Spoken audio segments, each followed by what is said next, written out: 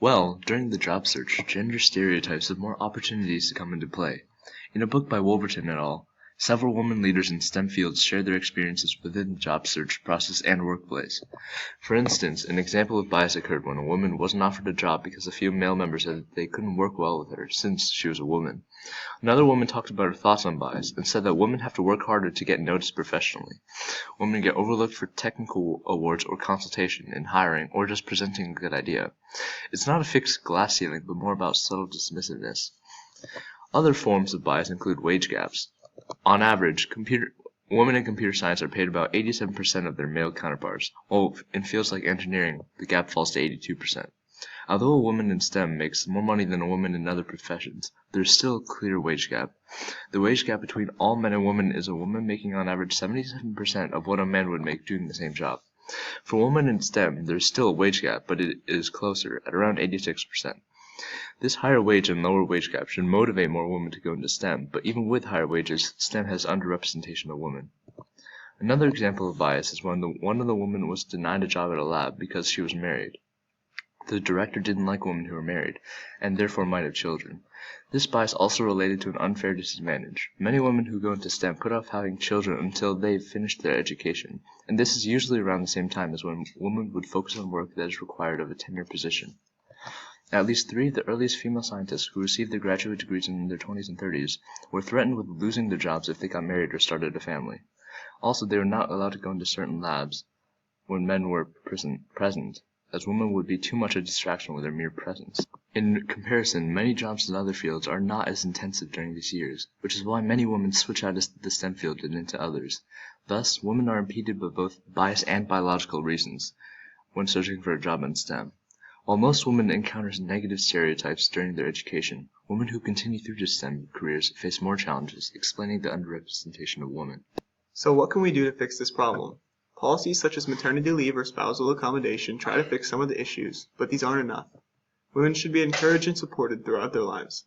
Linda Birnbaum said that as a high school student, she was motivated by female role models such as her biology teacher, but in college and post-education, she didn't encounter many female mentors to guide her. Therefore, the encouragement of STEM interest has to be implemented throughout the education system. There have to be women who are willing to tutor younger female students at the high school level, college level, and in the field. Otherwise, prospective female STEM students won't have anyone they can identify with, and therefore be discouraged from entering STEM.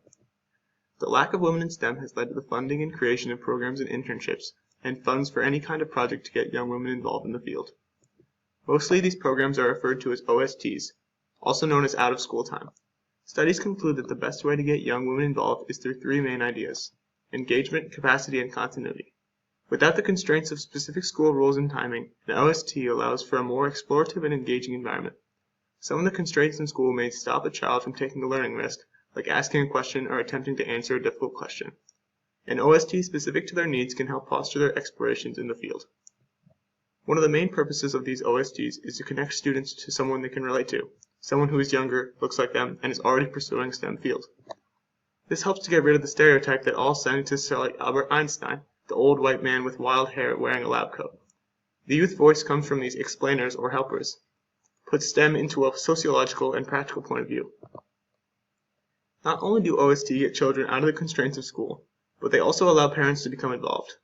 Research shows that parents play a huge role in the career their children pursue, and if parents are in the OSTs helping out, the children will be less driven away from such a job. A specific example of these programs would be Great Science for Girls, or GSG. GSG is a 5-year initiative program designed to get young women involved and to address the underrepresentation of women. The program not only helped women get interested, but the educators themselves became more interested and aware of the stereotypes and gender biases. Over 90% of those surveyed in the program said that their interest in science increased as a result of their participation in GSG.